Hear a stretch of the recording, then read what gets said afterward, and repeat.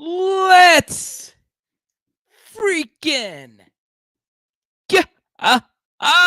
We have so much to get to. Not a lot of time.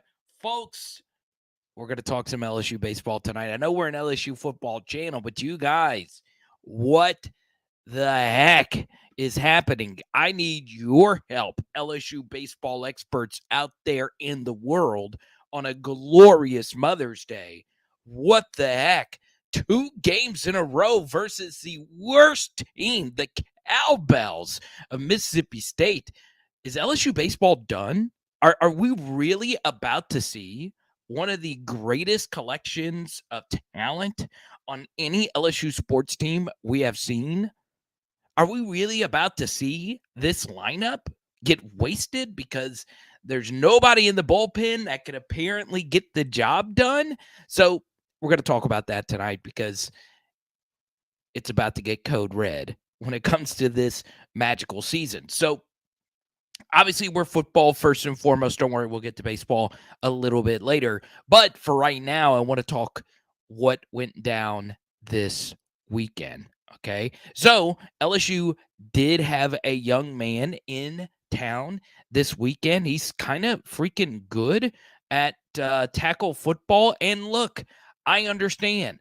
Life can be very weird at times. You never really know what's going to happen next in the world of college football. But as you can see right here, LSU's QB1 is really making a strong push for LSU to land Logan DIGGS. We have talked about him quite a bit, the running back out of Rummel, as you see right here from Blake's tweet. Logan DIGGS, Notre Dame transfer, running back. You meant to say Notre Dame, Louisiana native. And there you go. You know, Logan DIGGS means business if he comes to town in a Mike Tyson t-shirt. Are you kidding me? So obviously we're going to talk about this, and we're going to talk about other SEC teams that may or may not be very active in the transfer portal right now. But look, I promise you guys, I've gotten a few texts today. Are you going to talk about this baseball team? We're an LSU football channel, first and foremost. As you guys know, we talk LSU women's basketball. We talk it all. I just saw LSU softball just got their fate. They are going to host a regional. They were the national number 10 seed. So it should be a very fun day. Look, I'm going to be honest. And you guys know I like to be as upfront as I possibly can with you. The transfer portal is a melee. As crazy as you think it may sound, it is truly that wild. I'm very lucky to have friends that work in this industry. I'm very lucky to know other people at other SEC universities, and they will tell you this up and down. College football is a wild, wild west. Jim West, Desperado, Rough Rider, you don't want nada. In the words of Will freaking Smith, it'll slap. Doesn't make a whole lot of sense in the grand scheme of things, right? What you're telling me that in the world of college football that there is a opportunity for a player to just to go wherever he wants? Remember the old days. What's really crazy, as you guys know, we are working on something to hopefully be released later this summer. I thought about doing this last summer, but I'm putting together the best throws in the history of LSU football, at least in the modern era. And we're doing a deep dive on which throws are absolutely the best. And what is very interesting is I just look 10 years ago. I'm going back and I'm looking at 2007 Flynn DeBird. I'm looking at J. Russ to do set in 05. I'm looking at all these great throws, and I see so many players just sitting on the bench. And I just look back to think how many guys would have not stayed at LSU. And I think Jared, who's in the chat right now, Jared brought this up once before, that the transfer portal Matt Flynn said in an interview at some point that he might have packed his bags and went somewhere else. And it would have made a lot of sense because Matt Flynn had film out there. He had decent film. When he stepped in for J. Russ, he threw a pick six versus Georgia, but that was about it. Other than that, he had a nice touchdown throw to Bo in that Georgia championship game, and then he had a really good performance versus Miami. It's a very weird thing, right? But look, a few of you reached out to me this past week. You saw how much work I did on the Trey Amos film study. What's very interesting is I probably won't do any deep film studies anymore on players until they actually do commit, unless there is an absolutely massive transfer LSU is involved with.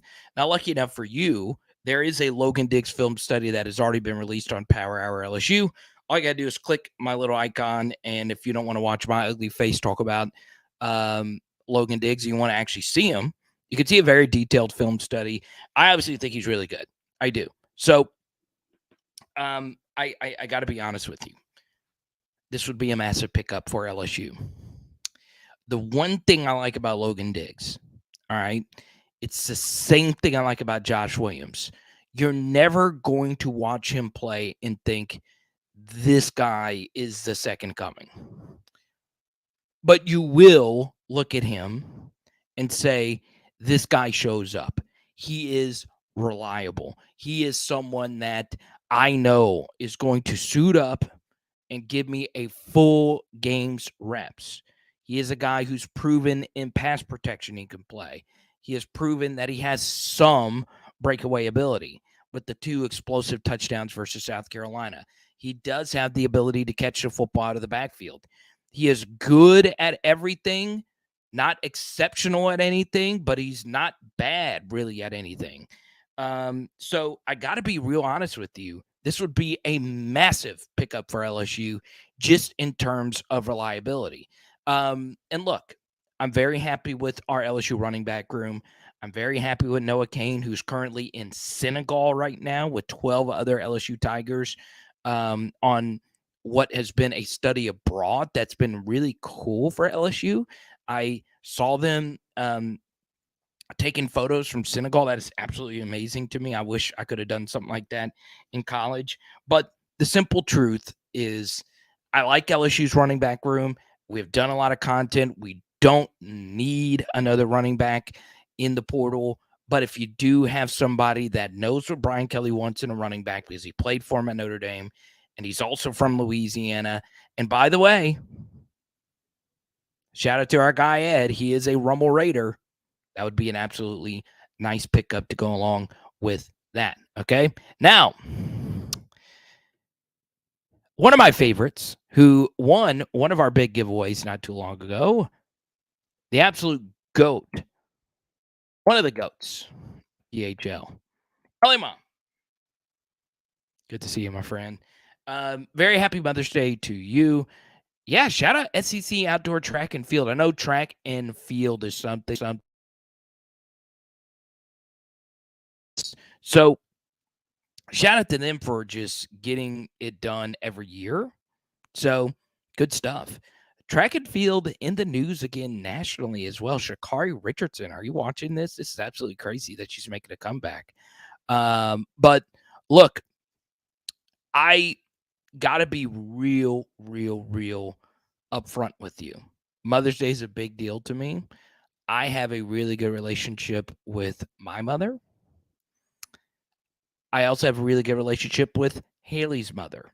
I also have other moms in my life. I was always really close to my friends' mothers and my aunts who I've lived with in the past. So, big day for me getting to spend time with both of those lovely ladies, Haley's mom and my mom.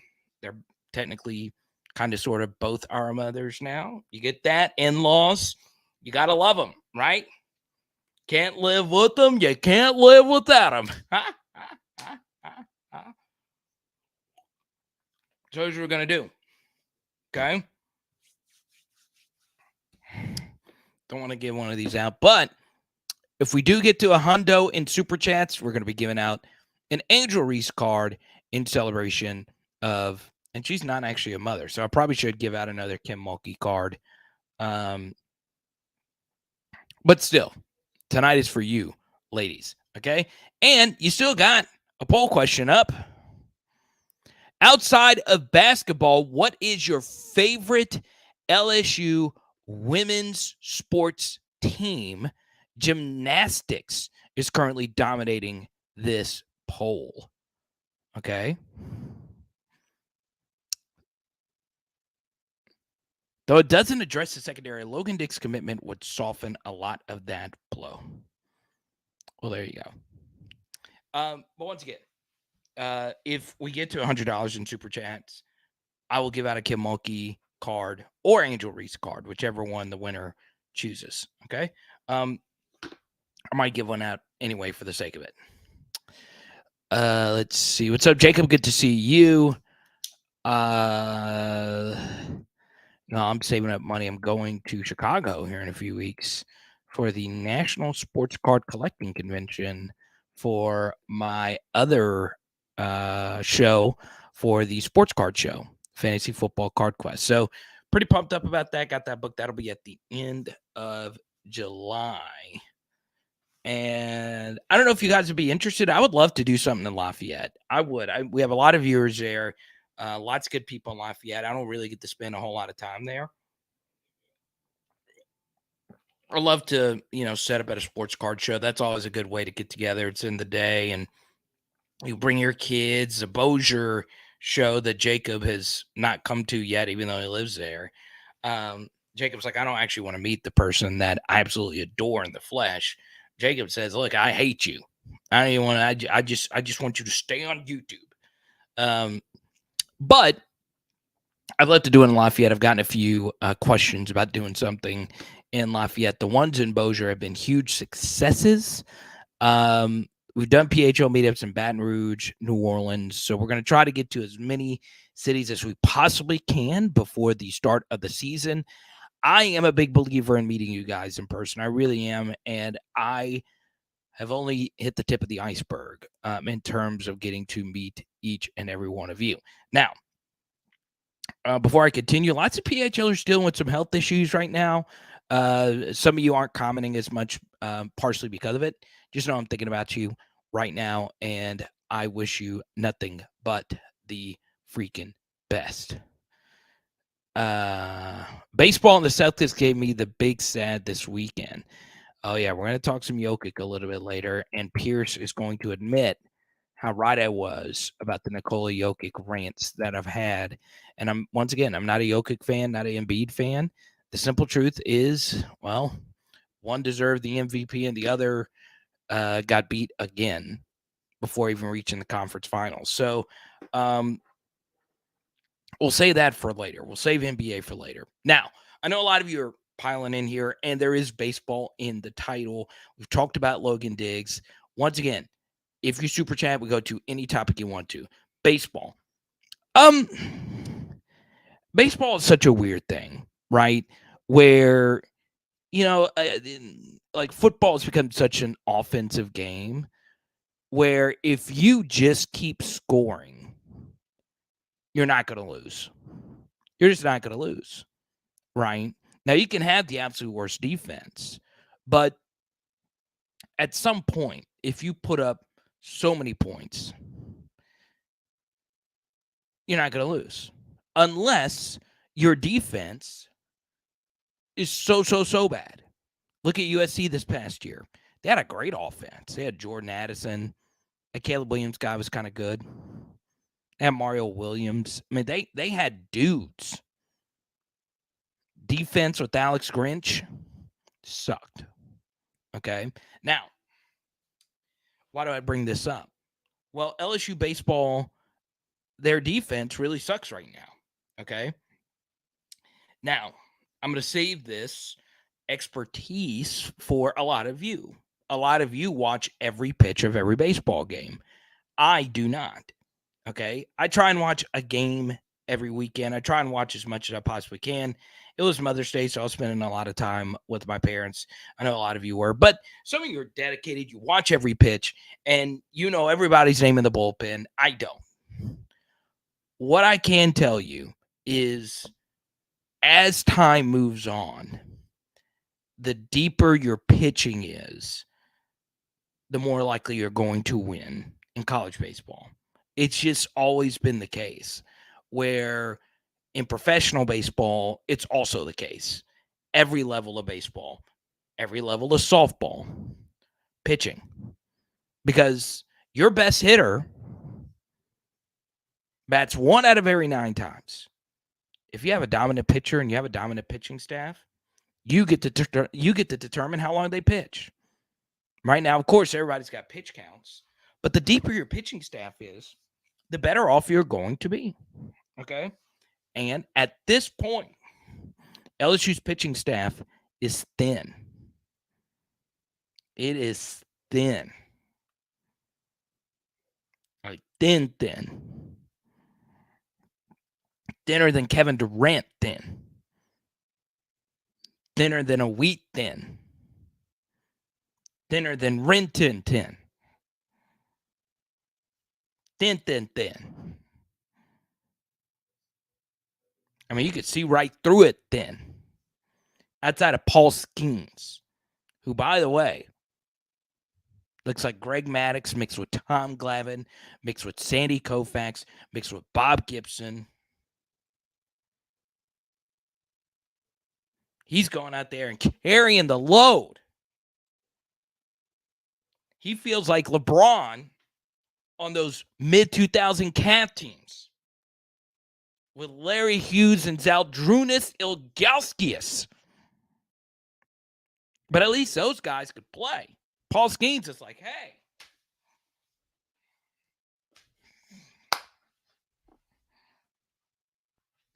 where is everybody?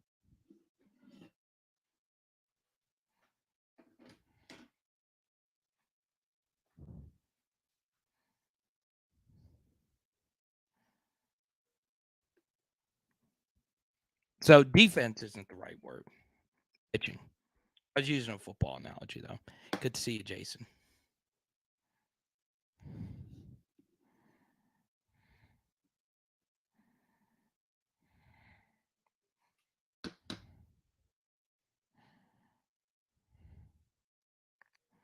So you think it's coaching, Edwardo? Oh, interesting. Now, here's what I'm going to do. I like Wes Johnson. I do. I know it's so easy to pick at a pitching coach if the pitching sucks. I get it. I'm going to defend him. Now, full disclosure, in the past, I used to be really well connected with baseball. So I know someone who knows Wes really well. Wes is a good coach. Like, you don't go from coaching. Thank you, Jared. Appreciate it. You don't go from coaching for the most consistent SEC program, which has been Arkansas. They've been the most consistently great over the past 5 to 10 years. Okay, now other schools have won natties, but every year Arkansas is good. Every year. I think they had like 1 year where they just sucked, but every year they're good. Every year. All right. So he coached for Dave Van Horn. Then he goes to the major leagues. Then comes back to coach for LSU. He's had a lot of bad injury luck. I know you guys are tired of hearing the excuses. Also, he's not really gotten to recruit anybody, has he? So, look, I'm going to defend him. It's year 1. He's been more good than bad as a coach, obviously. But yeah, you would like to see some improvement. You would. Okay. But to honestly, and look, you guys want me to get back into football, and I'll do that. I will say this. The good news is LSU baseball is locked in. They're going to be in the postseason. The super regional, though, is in question. At least people smarter than me have said. Okay. So we'll see what happens. Kareem is back in. He wants to talk more Logan DIGGS. Jack is also here. Everybody, welcome Jack to the channel. Oh, look at Jack. This is a very good shot. Now, is this Jack? Okay, obviously, I'm guessing this is your wife. She looks kind of like Taylor, right? Like, but still, Jack's got the green polo shirt. I like it. Is this in the upper level of Tiger Stadium? Where is this? But everybody, welcome Jack to the channel. Okay, we want all the newbies to feel welcome. Jack's probably gonna run to us by saying, "Hey, there's a guy saying you look like Taylor Swift." Your wife looks like it's kind of tough because the avatar's little, and I don't always like to do the looks like thing because your wife might just hate Taylor Swift. I don't know, but I don't know. Taylor's on tour right now. Apparently, she's killing it. So I want before I answer this Logan DIGGS question, look, yeah, you ever notice like I don't dress up that often. I really don't. But Mother's Day, put this shirt. Haley got me this shirt from TJ Maxx. Yes, I know, fancy. Balenciaga, get some of this. So I'm still sure I got my nice shoes on, and I was like, dang, hold on, it's time to actually do a freaking live stream. I've been doing a bunch of Underdog Fantasy Best Ball drafts. Don't forget, sign up now. Underdog Fantasy promo code Carter. Y'all, please go do this. It's the best way to get involved with fantasy football, and you could draft with me, your boy, fantasy football, where all you do is draft. UnderdogFantasy.com. Okay?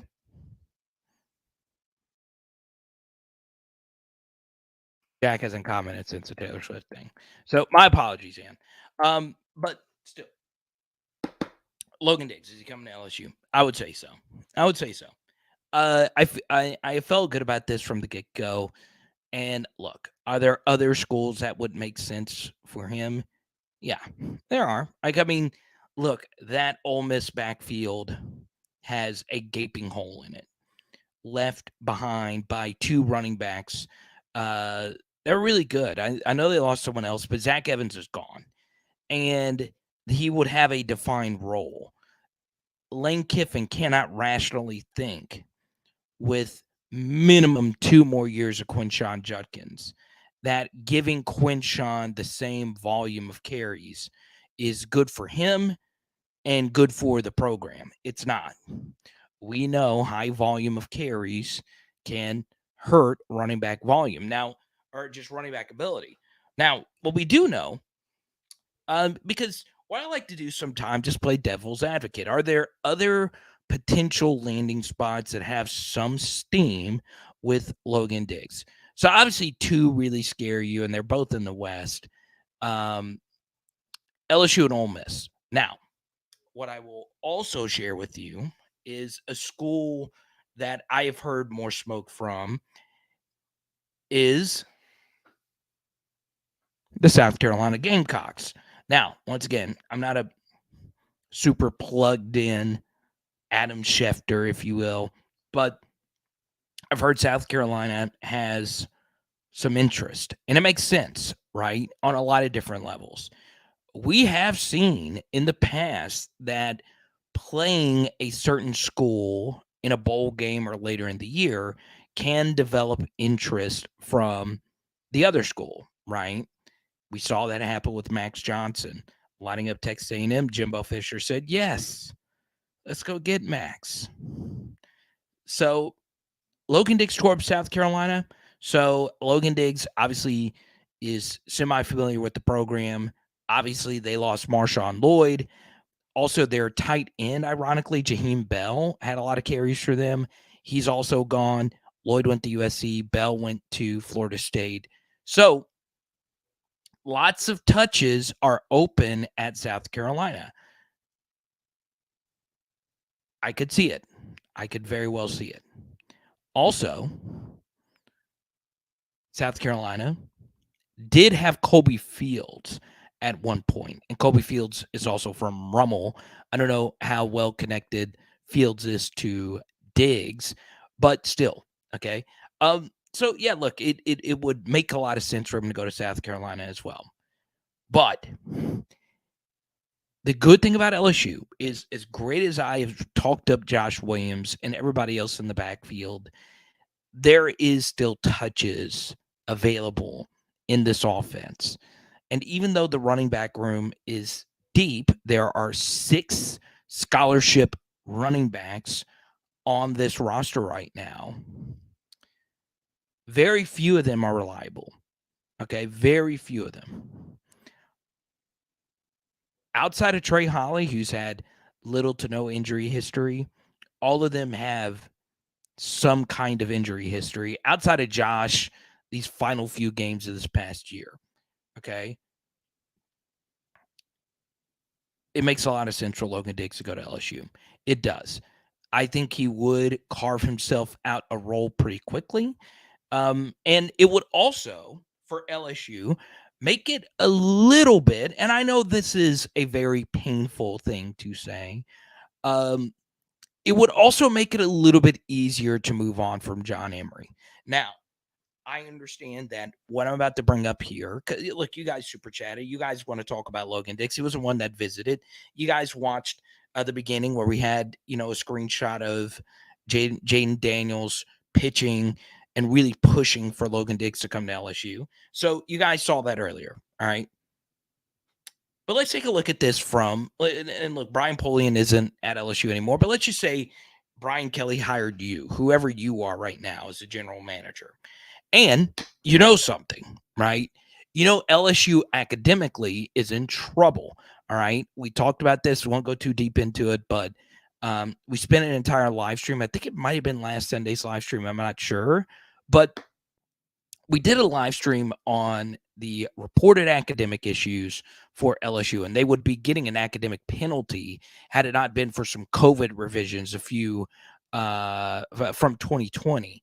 But it's very complex. But in other words, we are in some academic issues. It should be fixed. A lot of it was Orgeron era stuff.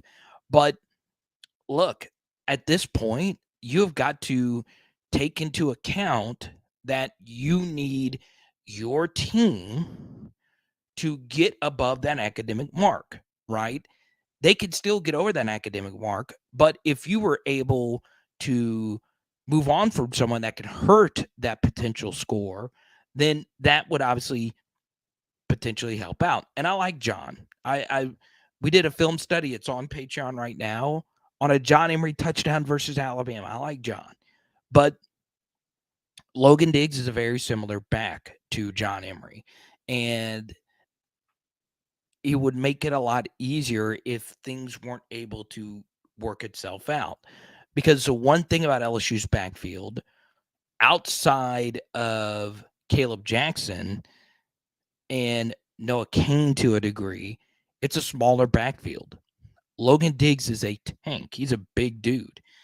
So it just makes a lot of sense. There would be a role there. So yeah, I feel pretty good about it. But yeah, it makes it. I could see why Logan Diggs wouldn't want to pick LSU because look, they passed over you once. They offered you there at the end, if I remember correctly. I could totally get it, right? But you can make that case for a lot of different guys. It's the home school, the quarterback of the university really wants you to be there. You're getting to reunite with your former head coach. It makes too much sense. It really does. So I hope I answered your super chat. Hope I answered it okay. So there you go.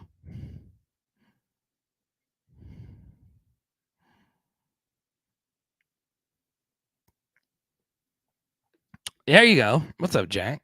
Welcome to the channel, man. Hopefully I answered you and Jack's question.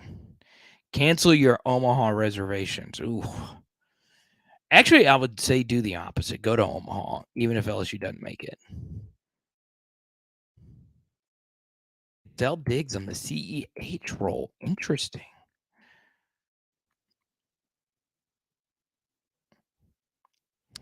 True. They are different types of backs, but I get what you're saying. That's the bottom line. Good to see you, Cody. Have fun in Dallas this weekend. Feel free to send me some photos. No one is smarter than me. I don't know. I'm probably the, and I know this sounds crazy, but I am no more than the 10th part. As you can tell, I'm not smart. I can barely talk. I'm probably the 10th at best smartest person in my family. There's some people in my family that went to Ivy League schools. Ivy League schools.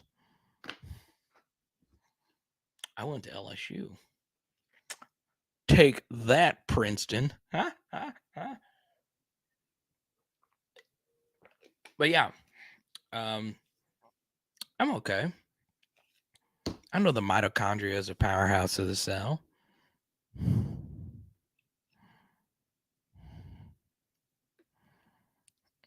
LA mom.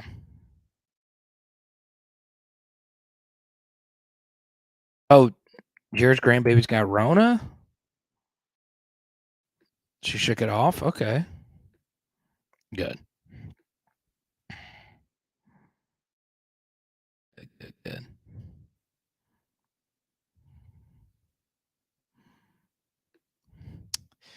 It's a good question here from Jordan. I really appreciate your support, Jordan. Is Logan DIGGS the auto RB1 at LSU? No. I still think it's Josh. I do. I understand. It is strange. It is so strange. But a walk-on is the auto RB1 at LSU. I don't think there is a back at LSU that is the RB1 just by himself, right? There's not a Will Shipley, Rocket Sanders kind of guy here. But I think it's close. I think Logan would be in the mix. I do. Okay. Now, I want to touch on a few other LSU football things. If you guys want to talk more Logan DIGGS or more baseball, feel free to shout it out, baby, on a glorious Sunday night here in PHL world. Obviously, there is a lot going on in recruiting.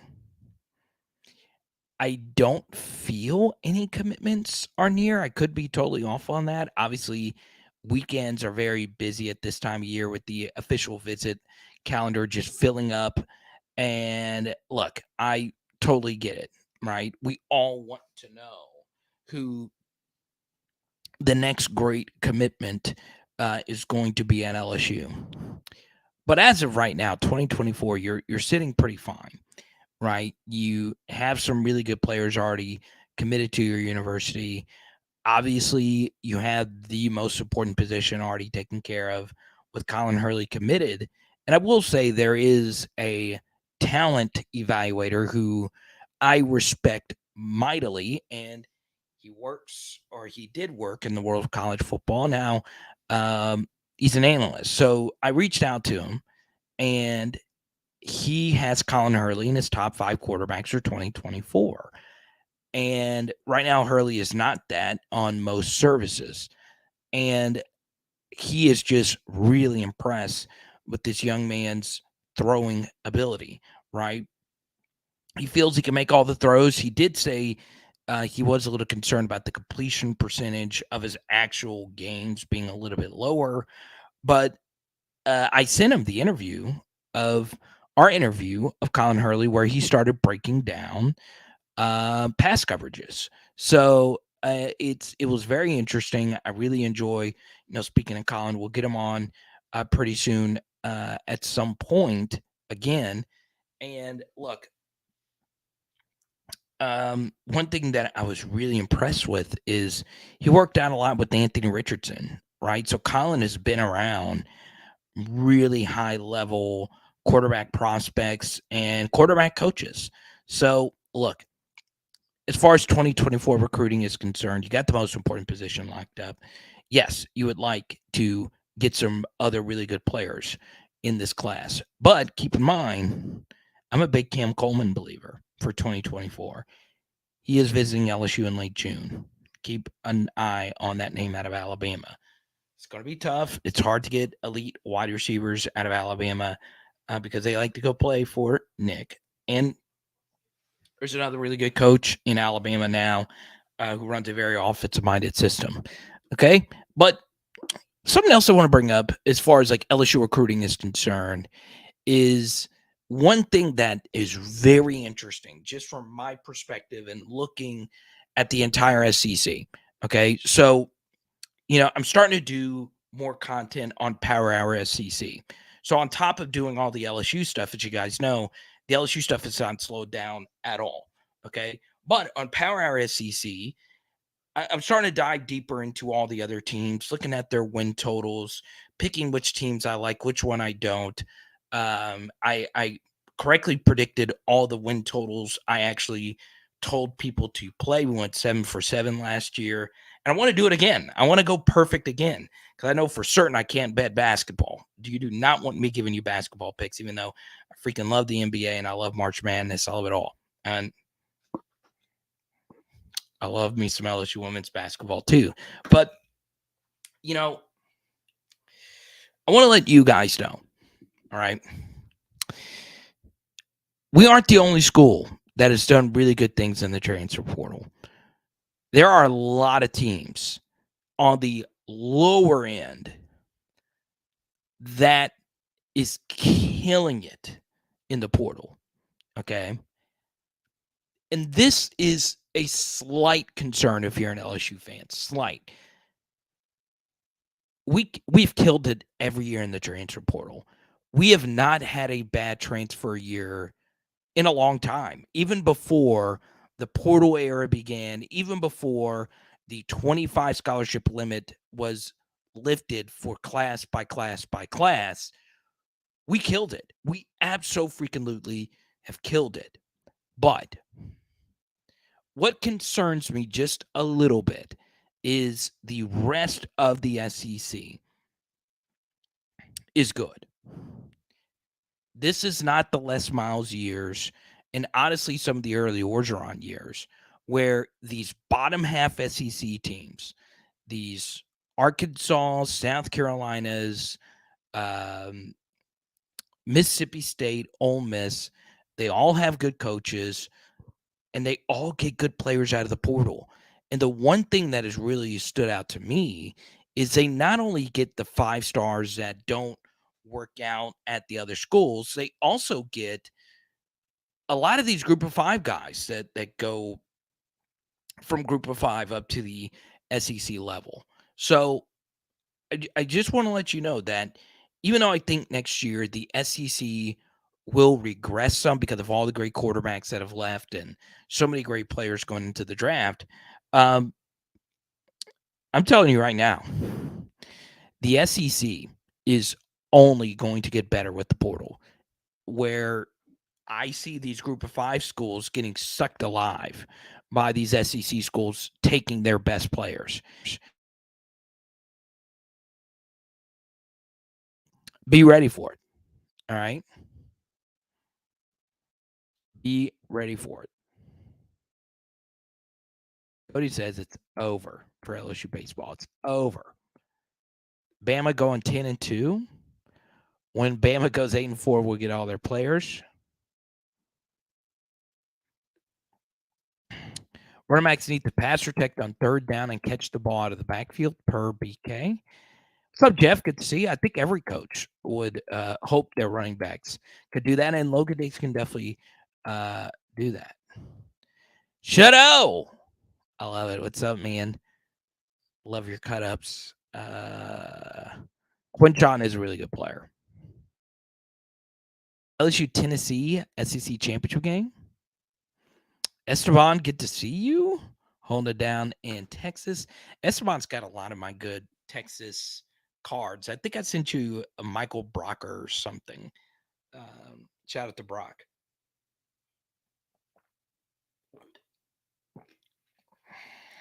LSU Tennessee SEC championship game. Well,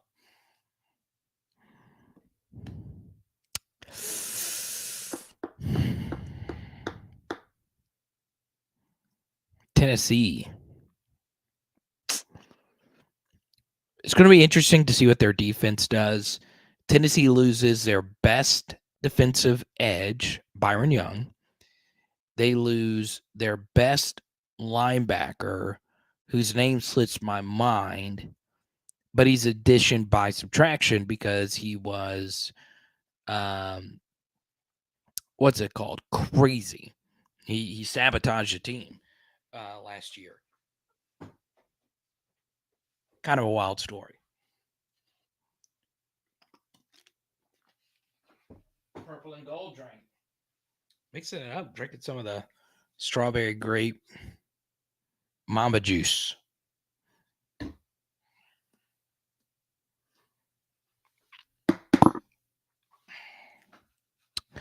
But yeah, I think Tennessee obviously has the chops. They have the coach. Obviously, I'm a big Hypo believer. I picked Tennessee to beat us this year. And look, I kind of got labeled as the Tennessee guy last year because I was gassing them up.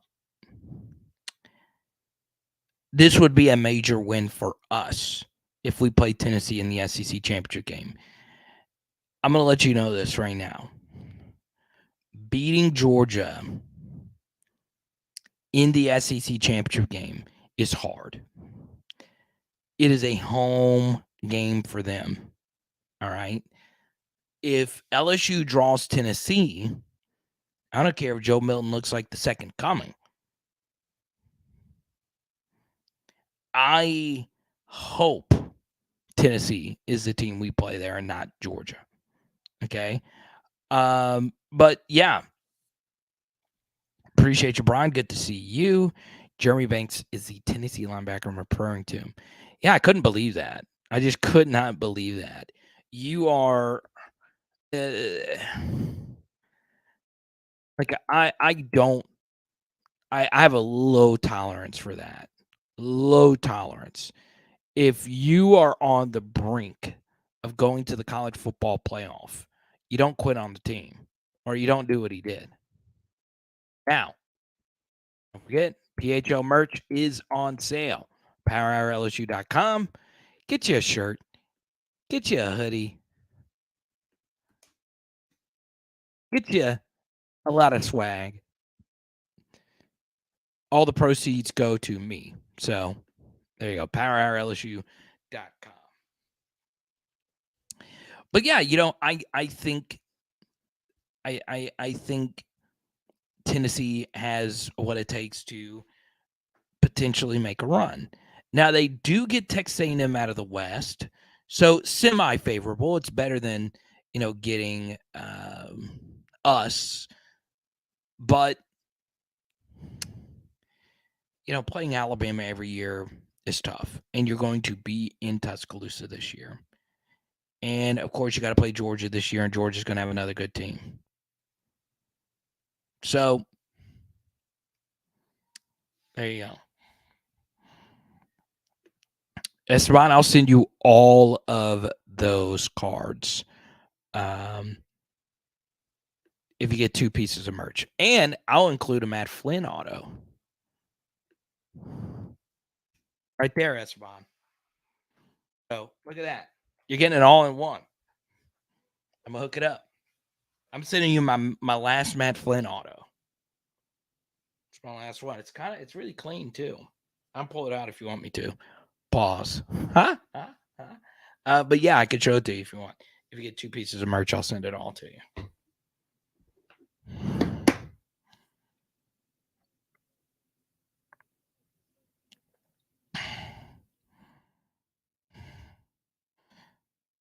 Yeah. Or Esteban, just let me know. Or here we can do one or two things. We can do one or two things. All right. What can we do? I could actually go.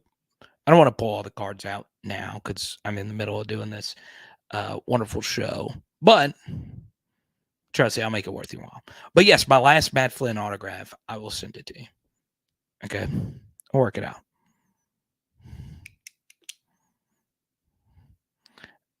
Well, Cliff missed meeting Jordan at the last PHL get together. Now, some other general SEC news and notes. You know what that's very interesting when you look at the entire conference before we really get the ball moving here. I do think one team that will be tricky good next year is Auburn, right? Hugh Freeze can scheme things up. You know it. They have quarterback versatility. Their offensive line still needs a huge rebuild, but you can scheme around that a little bit. All right. They lose Tank Bigsby, who was very good for them. Never got the credit he deserved at Auburn. But they do return Jarquez Hunter, who's a very solid back. So defensively, they lose Hall, their best pass rusher, who had a really good game versus us last year. He was good. He's a good football player. But that's a solid team. That is a solid team. And you guys know the Auburn game, we never play our best, nor do they ever play their best. So we got Auburn at their lowest this year, and we still almost lost. So, they're not going to be a run over this year. Not at all. Let's see. Yeah, Esteban, I think you got my information. We'll work something out. Because you specifically said those players. I think I have a Craig Lawson card over there. I'm trying to remember if I do or not. Huh? Oh man. You got the cinema. Let's see. So you get Auburn at home after back-to-back road games. Very interesting.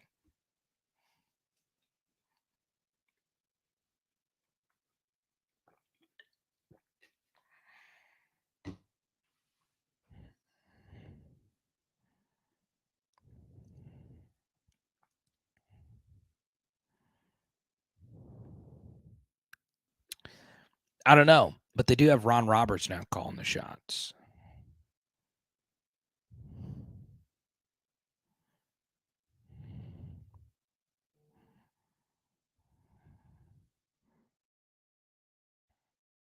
Go to Kareem.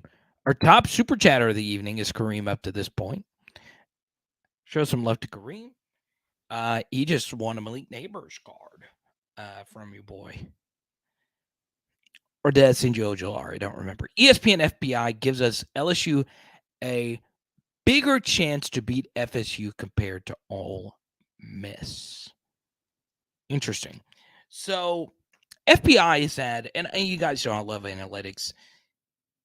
I'm not smart enough to understand all of it, and honestly, any of it. But I do understand what they tell us, right? A lot of these analytics, Kelly Ford ratings, ESPN FPI, ESPN SP Plus, Sagarin, all whatever. They're predictive, right? They're predicting outcomes, right? So let's put this back up on the screen. And one thing you need to keep in mind with these kinds of things, Kareem, is what it takes into account is where you're playing the game. So, yes, we are playing this Florida State game in Orlando. And more than likely, Florida State fans are going to outnumber us. This is the most hyped up team that they have had in quite some time. They have a really good quarterback, which obviously makes it a lot easier. And the quarterback is returning as well. So it makes it a lot easier for fans to, save up their money to go to this game versus Florida State. And you also got to keep in mind, Florida State, yes, they play Florida every year, and they play in the ACC, and there's some juicy games on there. But there's not really a game on their schedule that really shapes itself up like this one, right? So yes, it is going to be a kind of sort of road game, but there is a drop off place playing a neutral site compared to playing at Ole Miss, a true road game, right? Because more often than not, true road games are played in the middle of your season, right? You rarely start a season at a Power Five university in a true road game scenario, uh, which kind of sucks. I like true road games. I'm not a huge fan of the neutral site stuff, but uh, I've got to be honest. The Ole Miss game could very well be tougher than the Florida State game, just because of where it is on the schedule and where the game is actually going to be played. Also, historically, LSU is fine in these spots. LSU is normally pretty good in bowl games. And recently, LSU has played better than consensus versus Alabama, right? So, when LSU has time to prepare, they've been for the most part pretty good. Now, of course, we laid stinkers in the season opener versus UCLA. Well, actually, 3 years in a row we've laid stinkers in the season opener, but I think we're going to be focused and ready to go with all that we have returning. So I would guess, Kareem, that we're going to play our best versus Florida State, where the game versus Ole Miss might be trickier in where that game is going to be on the schedule. But I think the biggest reason why ESPN FPI does that is because different metrics more heavily weight where the game is going to be played. So there you go. There is one analytic, Kelly Ford ratings. Okay. They right now have LSU as a 5-point favorite versus Florida State, um, which is crazy. That is a huge number. Huge number. So there you go. Now,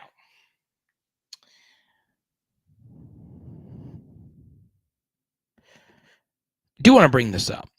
Okay.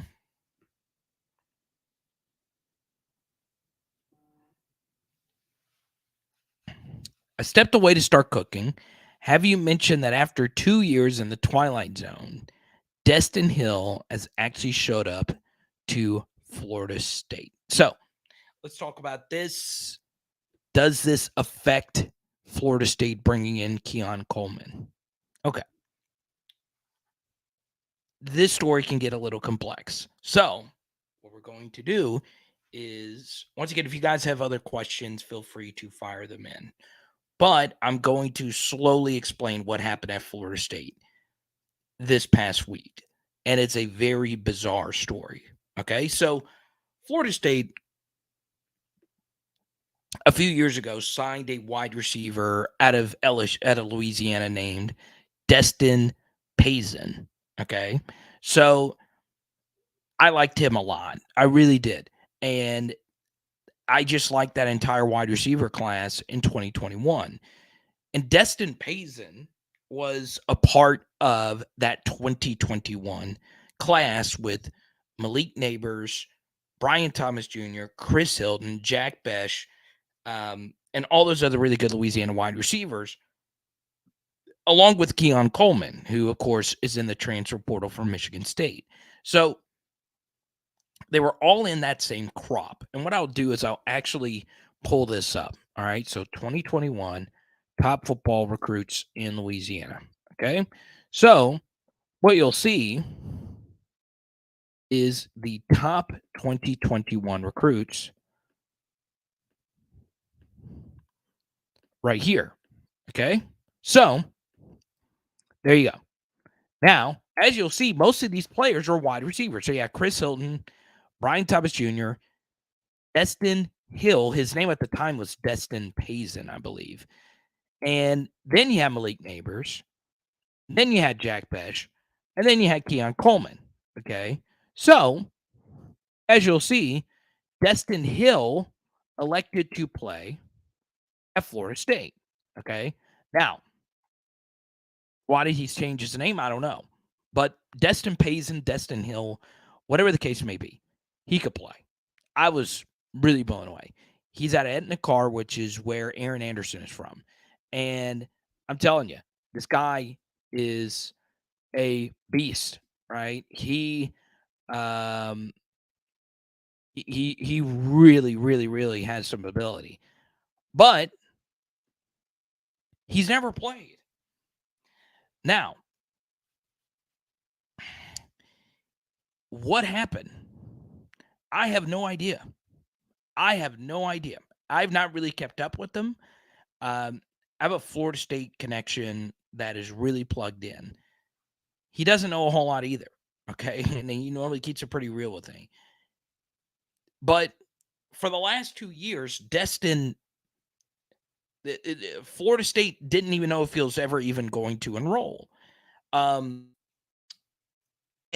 magically, this offseason, he finally got everything together, and he's playing for Florida State this year, okay? Yeah, girl. Did you say yeah, girl?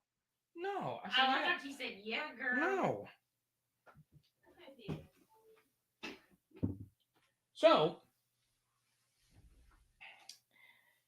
he's now back with Florida State. So, the question that our good buddy Pierce wants to know is, as you'll see right here, all of these guys were very closely rated, okay?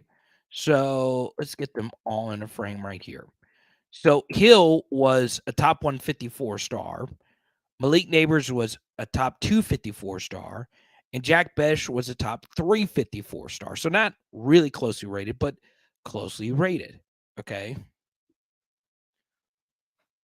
Does Hill showing up affect their chances of getting Keon Coleman?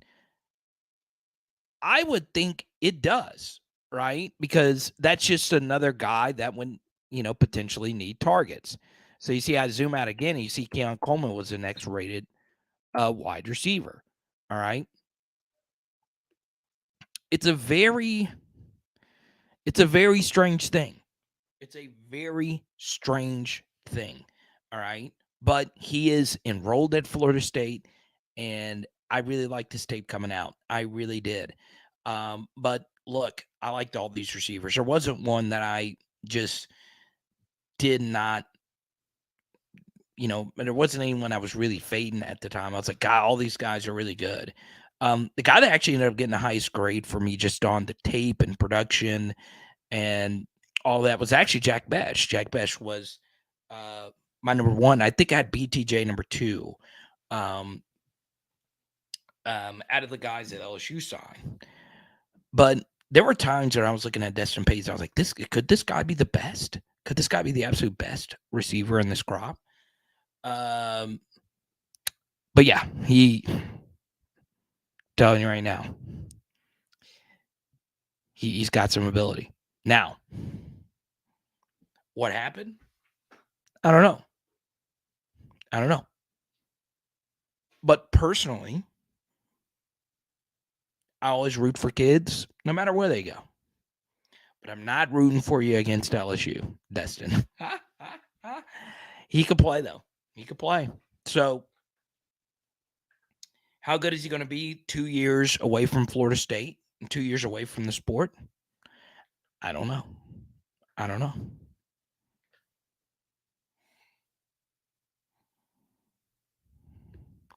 So, Brian says, Destyn.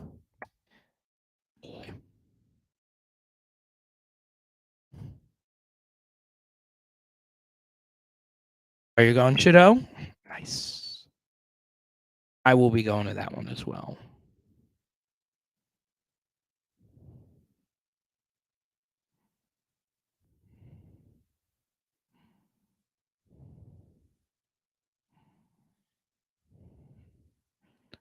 Hargroves at Memphis? Okay.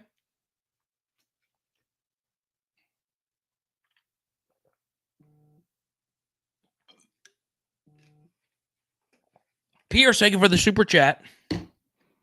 You get to pick the next topic. Go right on ahead. You got the cinema.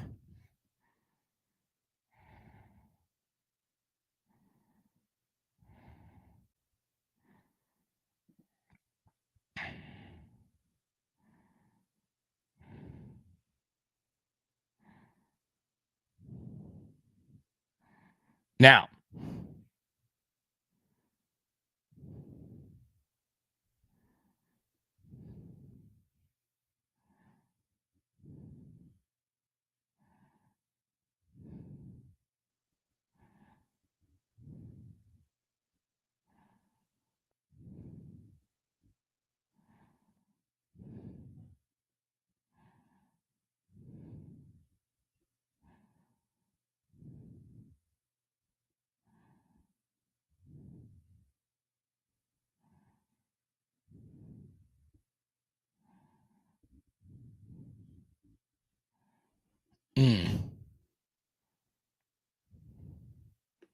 SMU stealing kids from TCU? Like kidnapping, abducting them? Really? Huh? Ah.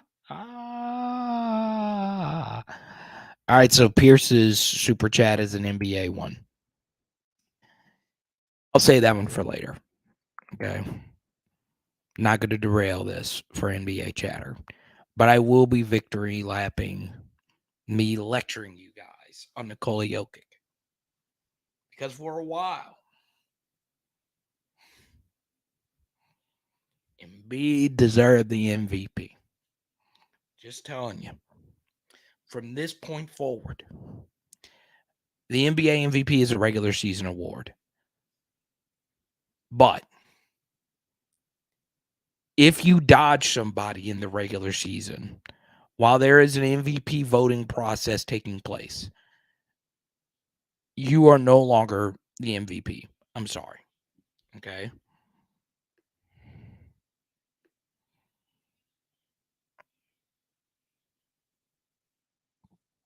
Dang, Jordan, that's a came from the chest. Jeff wants to know about the special teams. They need a couple field goals versus Florida State.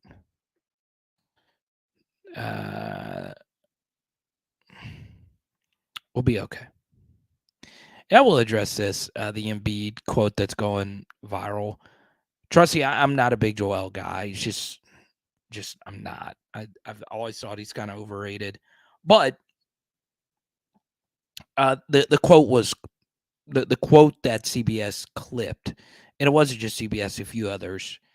It was devoid of some other context. It still didn't sound great, but I understood what he was trying to say.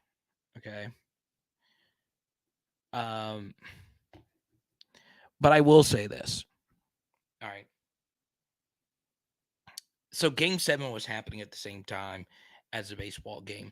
And I just love NBA game 7s. I just do, even though I'm against NBA 7-game series and all of that. I think 5 should be the maximum, but still. I've never seen a team just give up like that in a game 7. I swear, I really did, for the first time ever watching an NBA game. I thought the players for the 76ers would rather have lost that game. And I know that sounds crazy, but yes, there are some bonuses for winning championships and all of that, but it's minuscule, the amount of guaranteed money that they make. In playing extra games doesn't do anything for you, really, unless you really want it. It kind of looked like that they weren't trying. And I know that that's crazy, but everything the Celtics hit was wide open. And look, James Harden had some mysterious kickouts in this game instead of just shooting it. It was weird. It was very weird, right? Some people would rather, take advantage of the non-blistering temperatures in Cancun now instead of later.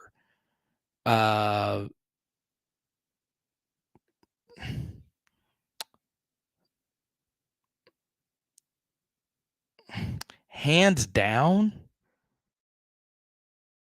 he played fewer games. Not hands down. Come on, you're better than this. But yes, back to football. See what you did, Pierce. I appreciate it. The super chat. I just love the NBA. I really do. But look, special teams is going to be okay, Jeff. They will. Now, look.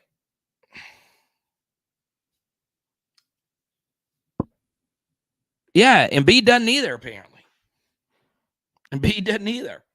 Because the Celtics were nailing wide open shots all day. And Embiid wasn't helping.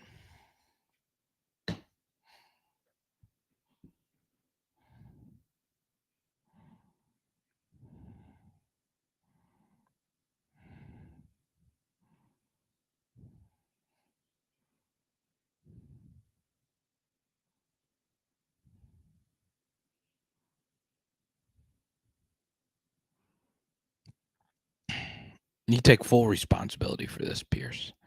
It was Pierce. Yeah, Mike. I remember. I don't remember much. I remember how much I really liked that kid.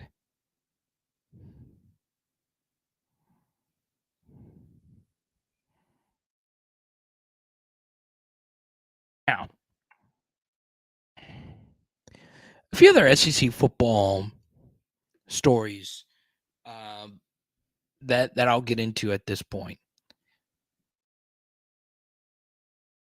I am very interested to see what Missouri looks like this next year. I think they're going to be decent. I really do.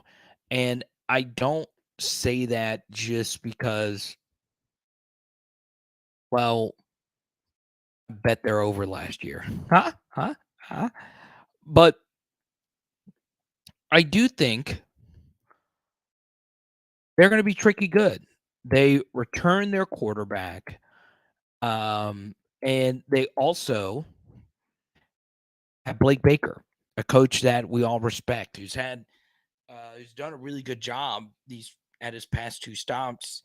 LSU linebacker coach. Our linebackers played above expectation. Missouri's defense was fine last year. I'm really interested to see what Missouri looks like next year. And their win totals at 6.5.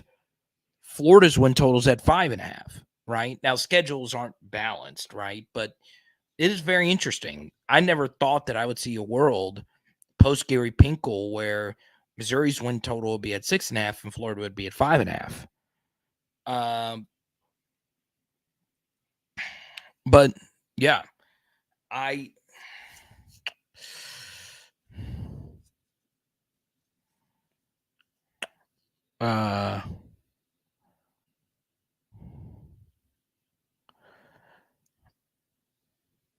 yeah, the Algiers America on Hulu. I've got to check that out. I think Missouri's going to be interesting next year. I really do.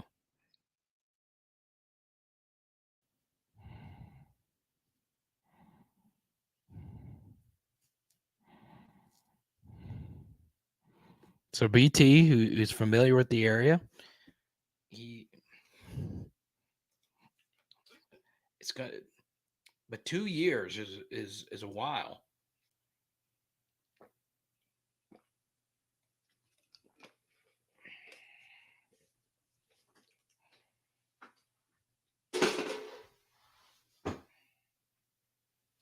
But yeah, that receiver class is crazy. That receiver class is so crazy. That 2021 crop. Only one of those 4 stars really haven't done anything, and that's Chris Hilton. And he's had a lot of injuries. But yeah, I mean, it's crazy. It's absolutely crazy how many really good football players are in that class. So there you go.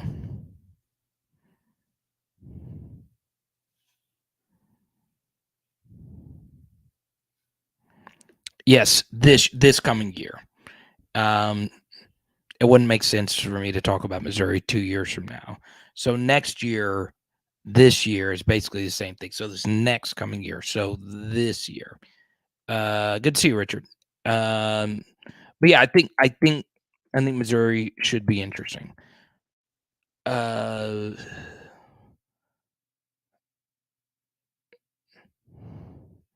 yes, this year.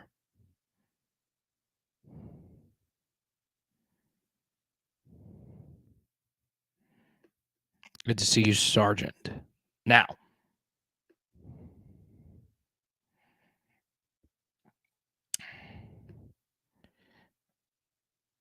I do have one quick thing I want to share with you. If you guys want to know whether you're Richard or if you're Jordan or if you're Brian, if you guys want to know what I do in my spare time, chill and draft on Underdog Fantasy. Let's go. Let's go! If you love Power Hour content, you will love Underdog Fantasy, baby. Sign up right now, promo code Carter, for that delicious bonus, baby. And you, I'm looking at you right now, can take advantage of something called Best Ball Fantasy Football. Bam! I'm looking at you. Look. Z is the actual logo of Underdog Fantasy.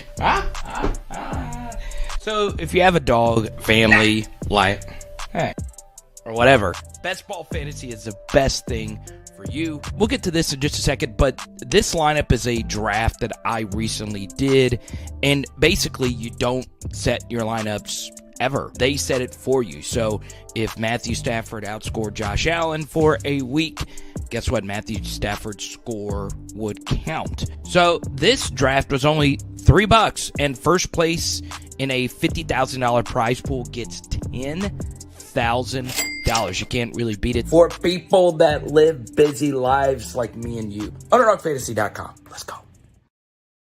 So Underdog Fantasy. .freaking.com. So, Esteban, if you're still watching, my last Matt Flynn autograph. Oh man, I remember that I bought this in a huge collection once. Hate to see it go, but I would love for it to go to a PHL. And Esteban, I know you're from Texas, so get with me. You can work something out, man. UnderdogFantasy.com. Never been excited. Shout it out. Ever know it could go to you. First come, first serve. There you go.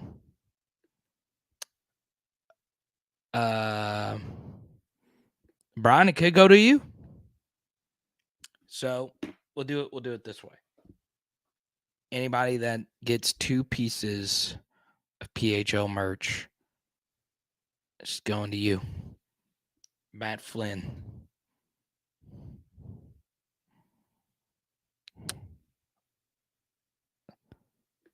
There you go. This is a link.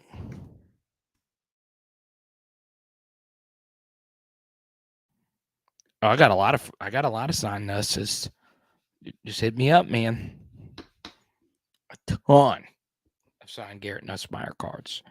A ton.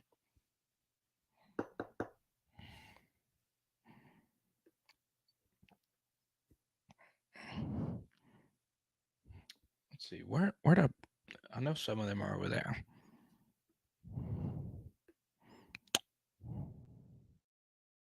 But yeah, shout out to Brian getting his NBA a few days ago. Congratulations. Look, I think for me,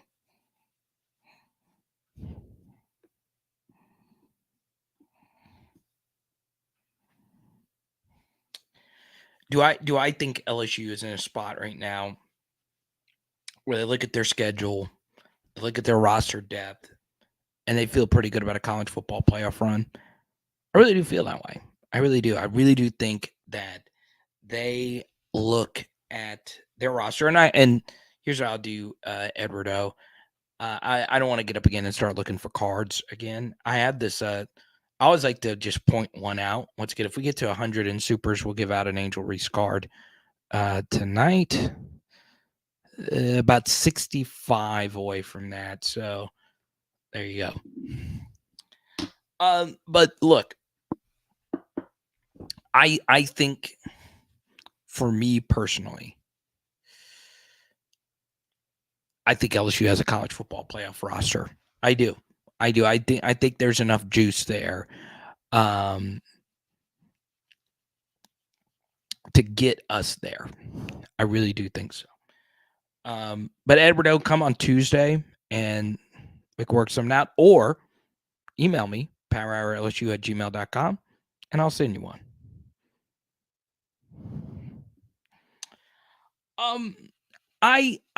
I think, we talked a lot about the rest of the SEC.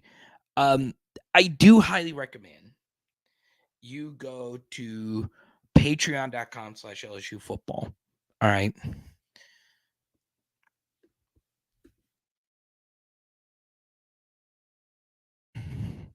Sergeant, it's yours. Sign up for the Patreon right now. And I'm sending this to you, Sergeant. Angel Reese card is for you. If you go sign up right now, this card is for you. Sign up for the $9.99 tier, and guess what? You get access to my exclusive content, including a very detailed Jayden Daniels film study that I released yesterday. I spent all day working on it. And what I did was I showed you, there you go. So Sergeant's about to join the Patreon. Join the $9.99. It's the Joey tier. If you join the Joey tier, that gets you Discord benefits and this card, and that gets you all my extra film studies, depth charts, all that good stuff. But I'll give you a semi Cliff Notes version of what the film study showed yesterday. Okay.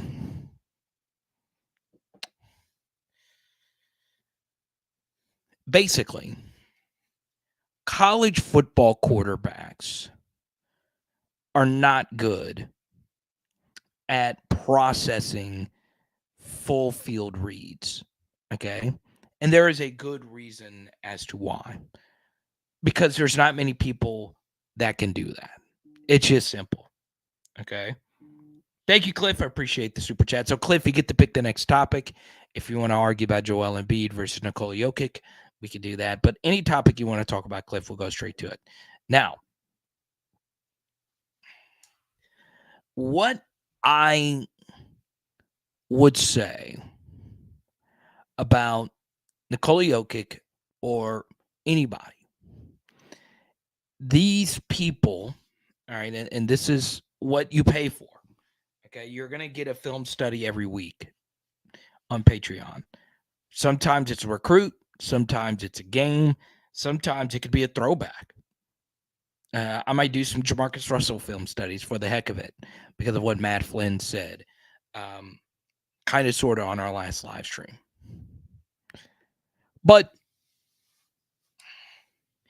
I feel as if, yes, there is a lot of just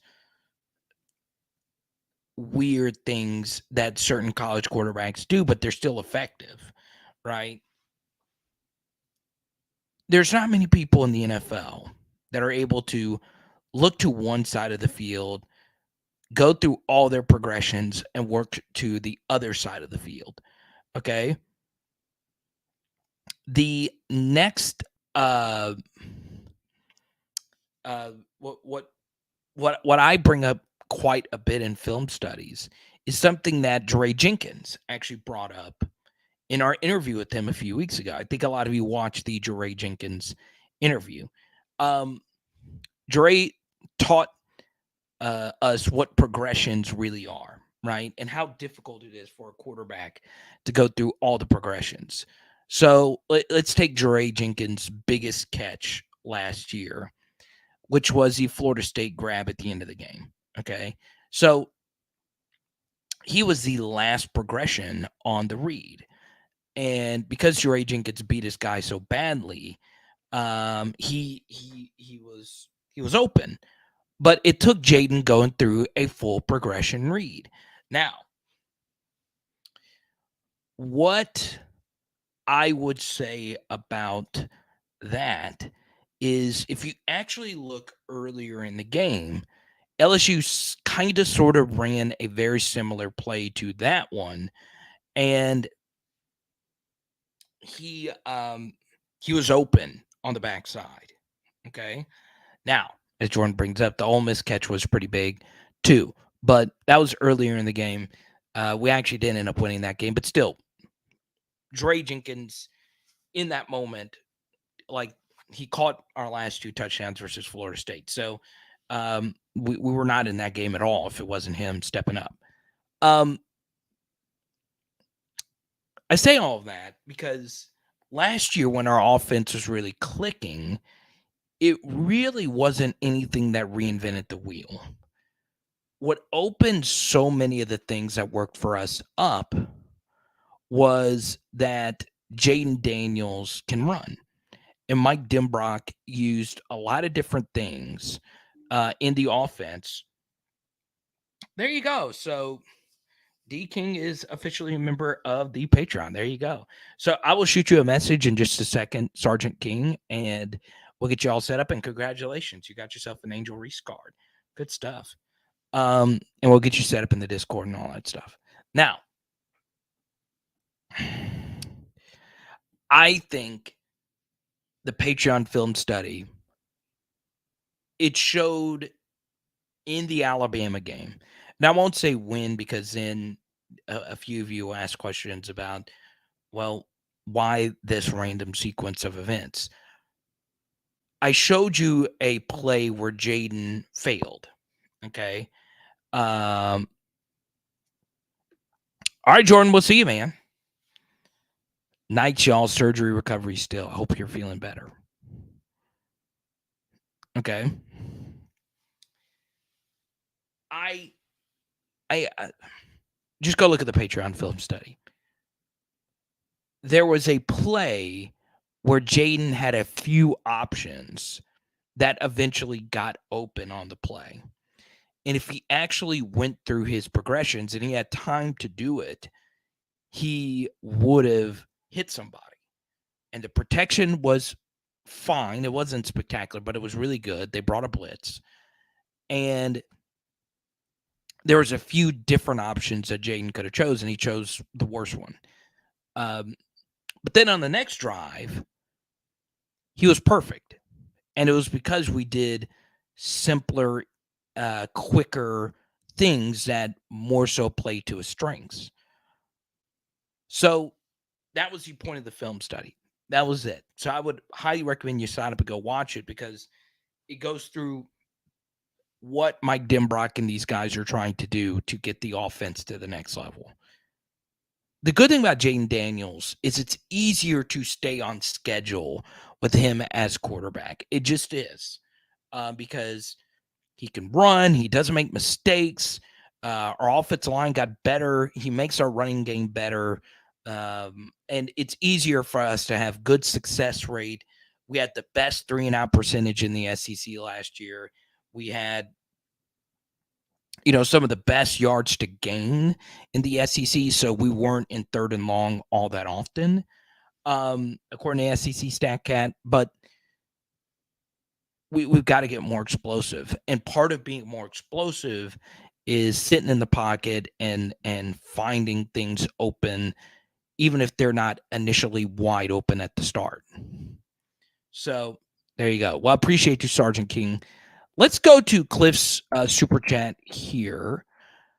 The upcoming Louisiana high school class, not as rich in talent, can Coach Brian Kelly pull up another top 5 class with mostly out-of-state talent? So let's talk about 2024. I do agree that 2024 doesn't have the same kind of luster as some of these other classes have had. There's not a whole lot of like premium guy. I don't want to say like premium because if you're a good ball player, you're a good ball player. But there's not a whole lot of like edge rushers. There's not an elite quarterback. There's not an elite can't miss receiver. So yeah, it is a little bit of a different crop of talent. Some very interesting DBs, one of which LSU already has, committed. But at this point, there's 3 top 115 guys and 2 top 100 guys, and one of them's already committed to LSU. So we'll see how all of that actually plays itself out. Obviously, Colin Simmons is just going to be so huge in this class, and Steve Wilfong, who's the best recruiting reporter on the planet, still feels pretty good about LSU's chances in getting him. So we'll see how that all plays out. Also, I think I think Dominic McKinley is a pretty solid player and would be a very big piece to the LSU defensive line that hasn't, recruited defensive tackles all too well out of high school these past couple of years. But yeah, you look at defensive back, you look at corner in particular. Hey, you got Wallace Foster committed, which is very nice. But Pierce, you super chatted earlier, Wardell Mack out of the 504 looks to be a pretty interesting player. Hey, Bubs. How you too? Come on, Fiddle.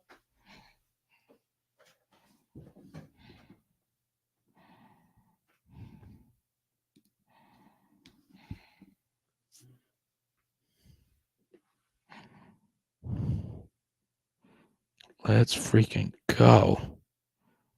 How the chat has been on fire tonight.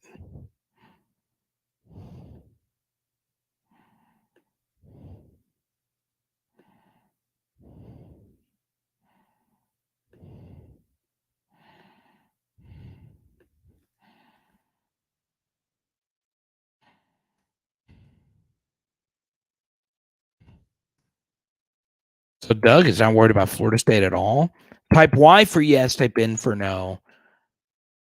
You think LSU's beating Florida State by 10 points or more? Type Y for yes, type N for no.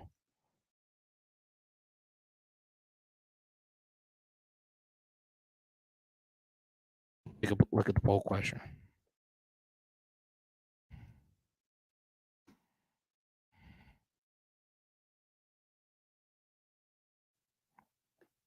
Sergeant King, I just sent you a message on Patreon.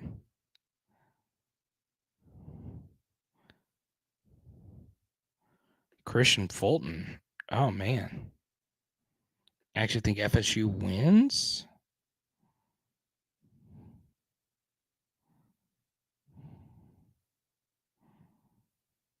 I actually think FSU wins. Do you think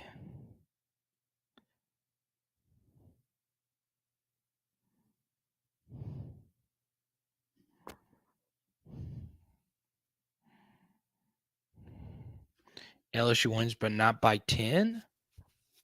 I agree with Richard. I think it's going to be close.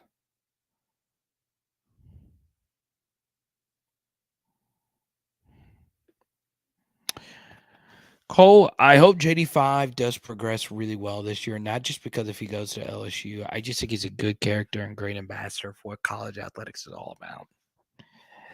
Yeah, I fully agree with this. And, when Jayden initially committed to LSU, the does the QB room still look at Joey B film?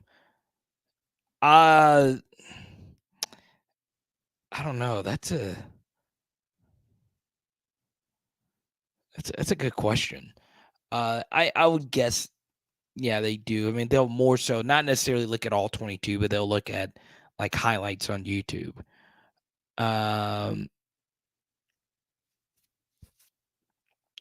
But to Cole's point, when Jayden initially committed, I did a film study on him, and then I did a film study on his 10 interceptions, his final year at Arizona State, and then we did a deep dive for what I didn't like stylistically about Arizona State's offense and so many different things.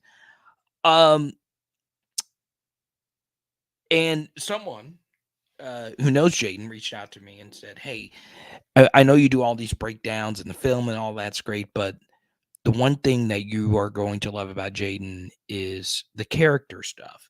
And look, I have parents, friends, former teammates of these athletes reach out to me and say, "Hey," they'll say the same thing that they said about Jayden. He was a great teammate and all that. So, look, sometimes you take those things with a grain of salt. But when you actually watch Jayden competed, he always said the right thing, never blames anyone else, plays through injury, takes tough hits, isn't afraid to, at least when he runs, he's not afraid to get hit. He had one of the best broken tackle percentages of anybody in the SEC last year.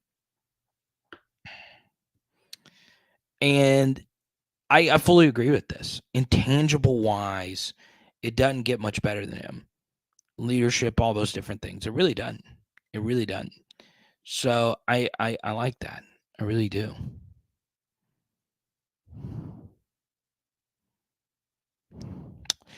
I think last year FSU game was FSU ceiling and LSU's floor.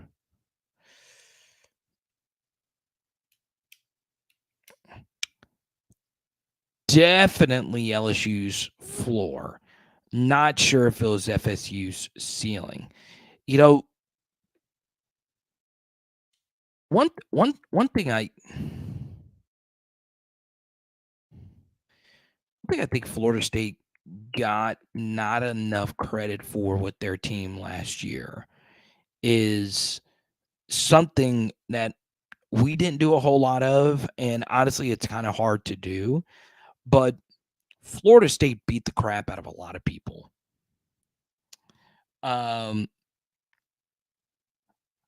They just did. Like, I was honestly impressed. Like, they went to Syracuse, and this is a decent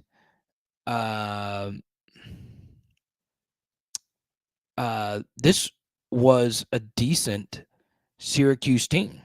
Okay. Beat the crap out of them. Beat the crap out of Miami. And Miami is terrible, but still. They were really good at just beating the crap out of people. It is hard to dominate teams. Now, they had a middle portion of that year where they lost to Clemson. They lost a tricky road game to NC State, and they lost another game mixed in there. But, God, they were good. They were good.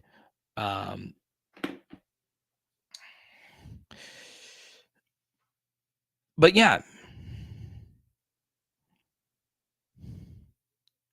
I was really impressed. Really impressed.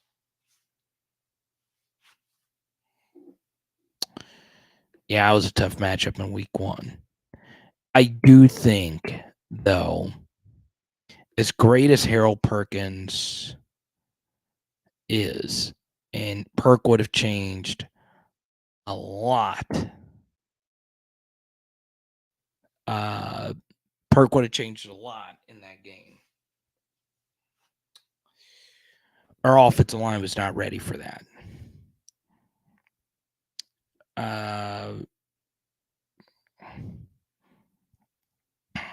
God. So yeah, Will had some tough snaps versus Jared Verse, but he was honestly the least of our problems. It's tough to beat. What, Florida State was our fourth toughest team on the schedule, maybe third. It depends. Schedule was so hard last year, it really was. It's tough to win when you didn't have your best center, your best right guard, and your best right tackle ready to go versus a defensive line that was full of juniors, seniors, and a guy that would have been in the drafted this year in the second round if he decided to go. So, we just weren't ready. We weren't ready up front. And if you don't have your best center, right guard, and right tackle playing, well, I don't know. I will say LSU did a really good job though of switching things up pretty quickly.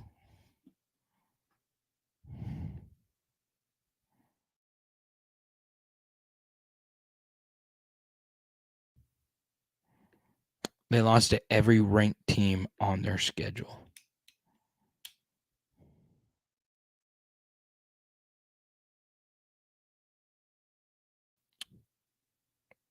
True.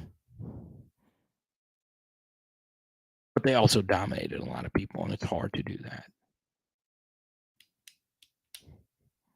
Richard, I'm with you, man.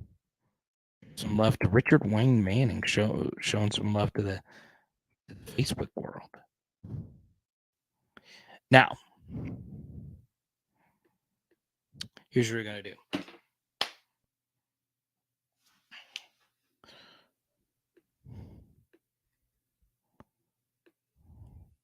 Shout out to our friends at the Prezi Collection and PreziCollection.com.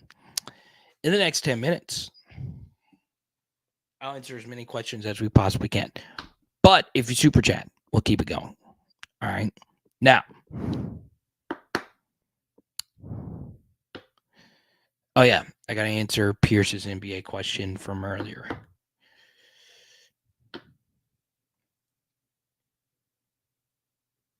I don't mind that Joel Embiid won an MVP. And I don't mind it. I don't. What I do worry about though is narratives. Narratives should never get in the way of the actual sport itself. So I would guess that quite a few of you are sports fans just because you're a sports fan. You don't need some, herky-jerky story to make you more interested in sports, okay? That's just, I like sports because of sports, right? But, narratives get in the way of reality, okay? And I think a lot of people in NBA media did not want Jokic to be a 3-time back-to-back-to-back MVP. Now, why is that? Because Kobe was never a back-to-back-to-back MVP. LeBron was never a back-to-back-to-back MVP. There's never been a 3-time MVP in a row since Larry Bird, okay? But that has nothing to do with anything. It has nothing to do with the award. Who wins the MVP now has nothing to do with Magic Johnson or Larry Bird because they're not playing now, okay? And that's what prevented Nikola Jokic from, to me, winning this award. Voter fatigue. People just didn't want to give it to somebody else again, and LeBron has fallen victim to it. All these other things just don't matter. They just don't. And Embiid was very hurt. He load managed at the end of the season, and yeah, Jokic faded at the end of the year. I get it. But he just with the eye test, Denver was the number 1 seed in a way tougher conference. Embiid was the 3 seed in a way easier conference. I'm sorry. Embiid's a better defender than Jokic. Yeah, but how much better? Like, not some insurmountable amount. And anybody that actually watches the games, Jokic is a better shooter. He's a better passer. He's a better passer out of a double team. He plays more games. The supporting cast argument, I'd say they're about equal, if we're being honest. One has a top 15 of all time coach, according to the NBA, and the other has a coach who's never really done anything previous to coaching at Denver. All the supporting cast arguments just kind of fall apart. And honestly, what has happened in the playoffs has nothing to do with what happened with this MVP vote. But that was another thing that people kept bringing up about Nikola Jokic, is that he had not done anything in the playoffs when Embiid had not done anything in the playoffs. And people piled on Jokic for getting dominated by the Golden State Warriors, the team that won the championship, when Jokic's best player wasn't second best player, was healthy, but still sat on the bench for that Warrior series last year. Okay. Jokic got robbed. He got robbed in broad daylight. And what we saw this year was Joel Embiid cared more about winning the MVP than he did about, winning obviously this, because the 76ers flattened a game 7. I'm telling you, if you actually watch this game, and I had LSU baseball on another screen, but I was just so captivated watching this dumpster fire. I have never, and I've watched NBA my whole life. I've never seen a team just fold. Like, they were not even trying. It felt like they weren't trying. And by the way, I go back to this. We live in the one thing the NBA media and just NBA fans like to talk about is tough. Like, Jordan never backed down. Larry Bird never backed down. All these legends never back down. Okay. But in a regular season finale, when both of them are going to play, Embiid back down. Healthy scratch. This was one of the weirdest MVP votings I've ever seen. Ever. If Mark Jackson didn't even vote Jokic top 5. Interesting. It's crazy. Absolutely crazy. Absolutely crazy. Let's go to Bruce. Very fun super chat. Did you hit on the JUCO offensive line and tight end offer? Any thoughts or news? Let's get to it. I love it. You know what's funny, Bruce, about this super chat earlier? This young man's name was in the title of this video. But I X'd it out and I put the baseball thing at the end because I knew a lot of people wanted to talk baseball. But I'm glad you're here, Bruce, because there's very few LSU fans on the planet that love deep dive LSU discussions such as this. So I'll move on from the NBA and go back to LSU football. Let's talk some Connor Gilbreath. Am I pronouncing his name correctly? Connor Gilbreath. He is a JUCO offensive lineman from the north. Okay, so he's a tight end, but he could potentially be an offensive tackle. Now, historically, this can work, right, in both ways. So let's go back. Now, this is a deep cut, especially for some of my NOLA boys, if BT is still in here. Okay. Anyone remember Dylan Gordon? Some people thought he was going to be an offensive tackle. He ended up being a really solid role-playing tight end at LSU. And then one of the best offensive tackles in the modern era was a tight end in college and then became an offensive tackle in the NFL, and that was Jason Peters, who went to Arkansas, right? So it's kind of crazy, right? A tight end that is kind of being viewed as an offensive tackle as well. So pre-show, I actually had his Twitter pulled up here. Connor Gilbreath is his name.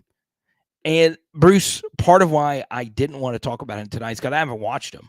I have not watched a second of him. And I probably should have watched him instead of watching the NBA or that LSU baseball game earlier.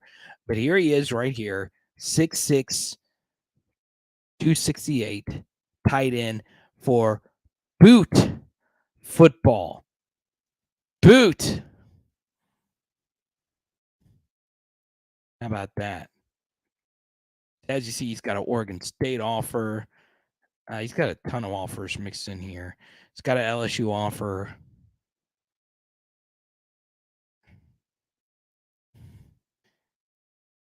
Look at this quote. It gives me a chance to block even more. How many tight ends have ever said, you know what? I would like to block more. Connor Gilbreath. He's got an offer from Elijah Drinkowitz. I love it. Absolutely love it. Now Mike Denbrock loves him some tight ends.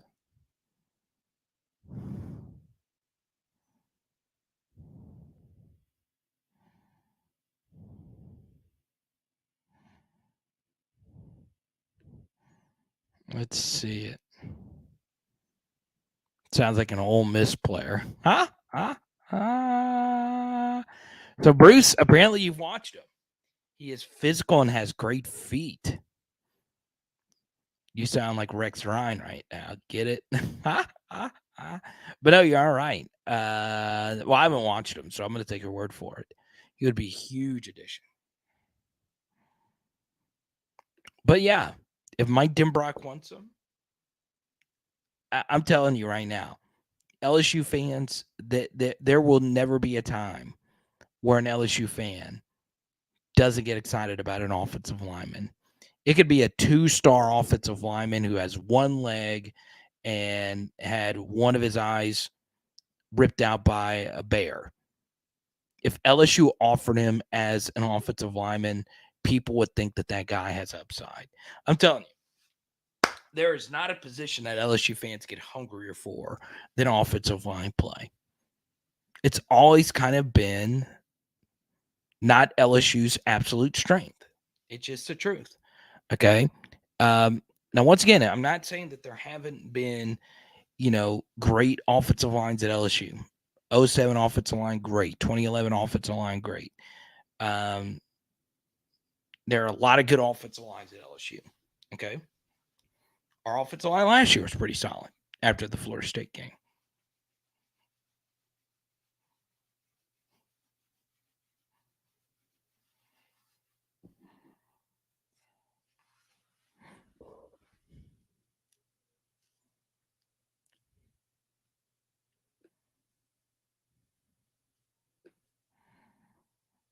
But yeah, I'm glad you I'm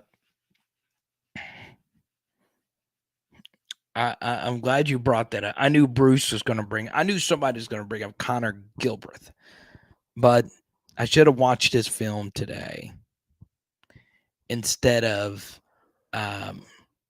watching the 76ers light my +7 bet on fire.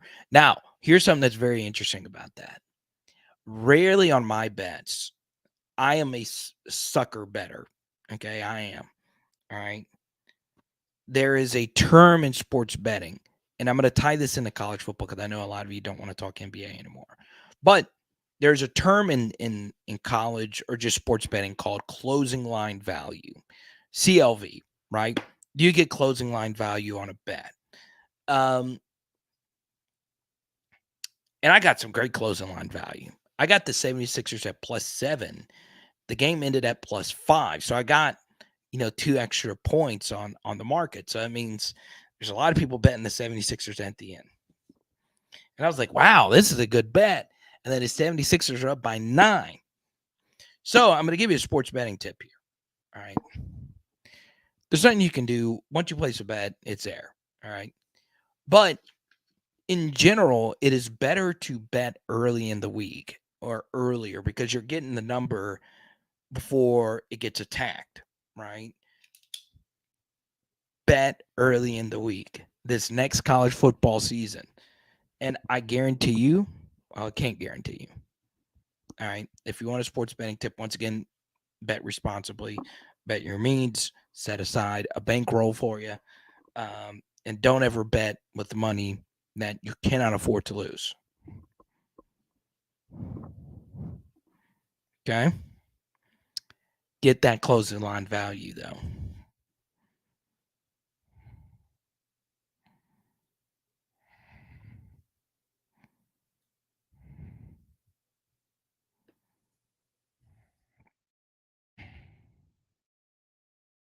NBA question. How many players today could average at least 20 points per game as a number one option?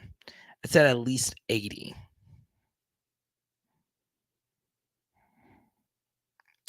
How many averaged 20 this year? I think the number was like its highest it's ever been. So 80 would mean that there is at least 2.5 to 3 on every team. I could see that. Yeah. Like, I don't know. Like if Jordan Poole played for the Magic, he would put up 20 a game or something like that.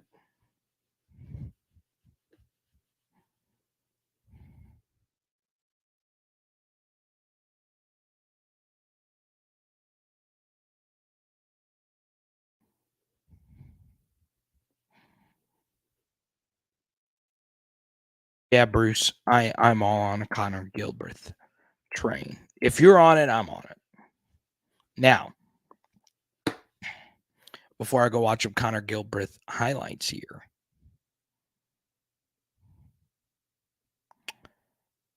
in the next 5 minutes, I'll answer as many questions as we possibly can. I want to shout out all our super chatters tonight. Our top super chatter, Jordan, already went to bed. Kareem super chatted. Let's see. Jared A, as always, holding it down.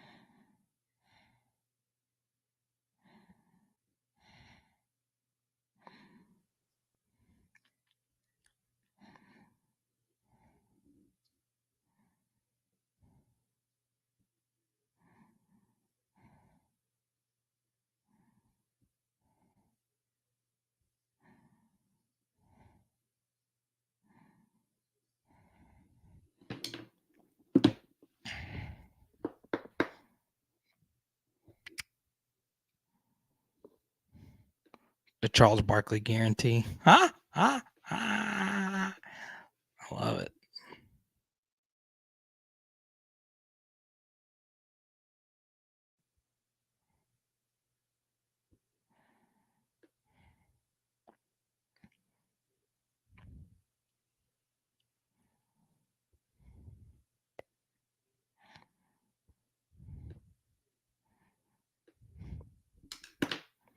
Now, here's what we're going to do. Appreciate each and every one of you. Kind of a dead LSU football week, if we're being honest. Not a whole lot of recruiting news. We'll see what Logan DIGGS decides to do. We'll see what Connor Gilbreath decides to do. But other than that, everything's jolly. We're just one day closer to September. Okay? Don't forget, join our Patreon. I want to shout out Sergeant King, our newest PHL patron. And we got a lot of fun stuff coming up on Patreon. Okay, I got a bunch of film studies all loaded up, ready to go. Those will be getting released as time moves forward. So, we'll see you guys in. It is Power Hour LSU. Bam! And tonight, we are doing